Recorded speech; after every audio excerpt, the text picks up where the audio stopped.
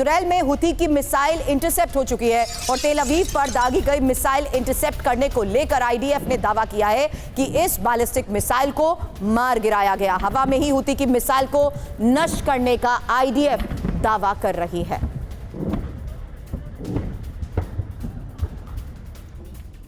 और अब खबर है इजराइल के एयरपोर्ट पर मचे हड़कंप की, जहां बेन गुरियन एयरपोर्ट पर एयर रेड अलर्ट सायरन गूंजे और एयर सायरन गूंजने से कैसे लोग सहम गए, पहले ये तस्वीर देखिए।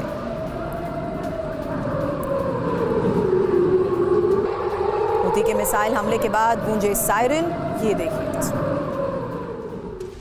तो हुती इतना ताकतवर आखिर कैसे हो गया? एक्सपर्ट्स के साथ आज यही सवाल कर रही हूं और उसके बाद अचल सर आपके पास आती हूं, क्योंकि ये बड़ी खबर है। हुती के पास 2 लाख से ज्यादा लड़ाके मौजूद हैं और हुती के पास हाइपरसोनिक बैलिस्टिक मिसाइलें भी हैं। हुती के पास घरेलू लॉन्ग रेंज अटैक ड्रोन्स भी मौजूद हैं और वेपन स्मगलिंग और ब्लैक मार्केटिंग के UEM Jaipur is a perfect target for prospective students aspiring for good jobs, good education with future-ready skills.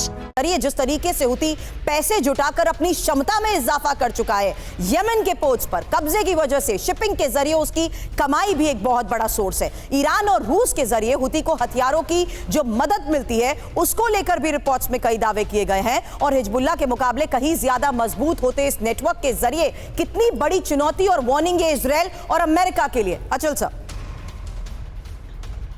Surabhi जी, जैसा आपने जिक्र किया, हुती की जो ताकत है ओवरनाइट नहीं, over a period of time उसे बिल्डअप किया गया है। और जैसा कि हम जानते हैं कि ईरान के 3 प्रॉक्सीज जो है, हमास, हिजबुल्लाह, हुती उनमें से एक है।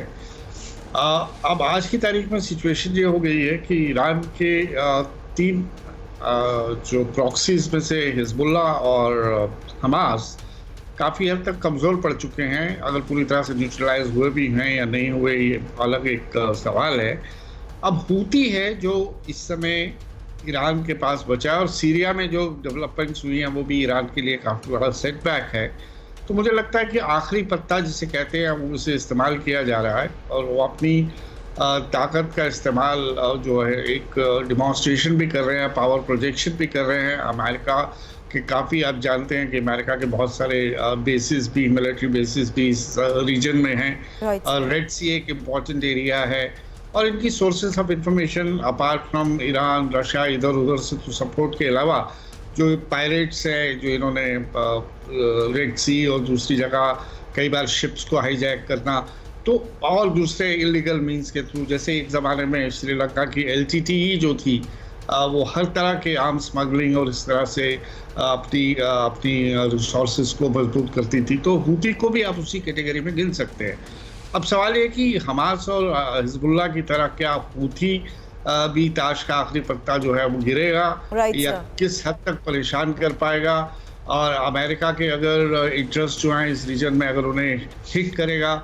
तो अब एक सिचुएशन में हो ये रहा है कि जो जितने भी स्टेट एक्टर्स हैं, जितने भी वेस्ट एशिया, मिडिल ईस्ट के स्टेट एक्टर्स हैं, वो इतने ज़्यादा इन्वॉल्व नहीं लग रहे। पार्टली तो उनका एक अब्राहम अकॉर्ड्स भी एक फैक्टर है और दूसरा ये जितने हमास, हिजबुल्लाह और हुतीज हैं, ये सब more and less non state actors हैं और इनको एक नॉन स्टेट एक्टर्स ने भी तो पिछले 1 साल में इतनी ज्यादा मुसीबत खड़ी कर दी कि आज भी हम अगर इस रेड सी के इस हालात को देखें तो 200 से ज्यादा शिप्स को हाईजैक किया जा चुका है। इस पूरे रूट को किस तरीके से इफेक्ट किया, बावजूद उसके कोई भी कड़ा एक्शन नहीं हुआ। हुती अभी भी रुक नहीं रहा, बल्कि और ज्यादा इग्नाइट होती सिचुएशन में एग्रेसिवली अटैक कर रहा है। इस बारे में आगे भी चर्चा करूंगी, लेकिन उससे पहले आप देखिए पुतिन का बदला, यूक्रेन में ब्लैकआउट। उस वॉर फ्रंट से आ रही बड़ी खबरों का हम रुख करने वाले हैं, जहां देखिए किस तरीके से अब यूक्रेन में ब्लैकआउट की तस्वीर भी सामने आई है और यह पुतिन का वो बदला है, जहां सबसे पहले खेरसों में रूस के बड़े हमले की तस्वीर अब आपके सामने, और ये रूसी सेना का फैब 500 बॉम्ब से हमला है, जहां यूक्रेन के डिफेंस ब्रिगेड पर बमबारी को अंजाम दिया गया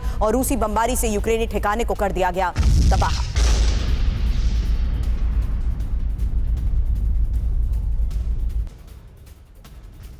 और अब खबर है कि कैसे डोनबस में रूसी सेना का मिसाइल अटैक हुआ।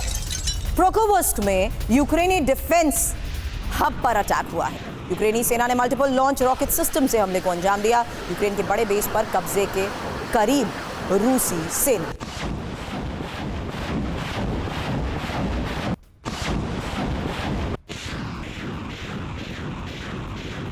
और यूक्रेन के एनर्जी प्लांट्स पर बड़ा हमला। एक और बड़ी खबर आपको बता रहे हैं, रूसी बमबारी में तबाह एनर्जी प्लांट्स को लेकर खबर आई और हमले के बाद यूक्रेन के कई इलाकों में ब्लैकआउट। 16 यूक्रेनी पावर ग्रिड को हमले का नुकसान। खबर है खार्किव, निप्रो, कीव में भी भारी बिजली संकट को लेकर।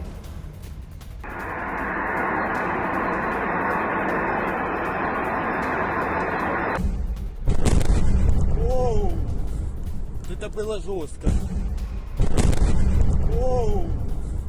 Это было жестко.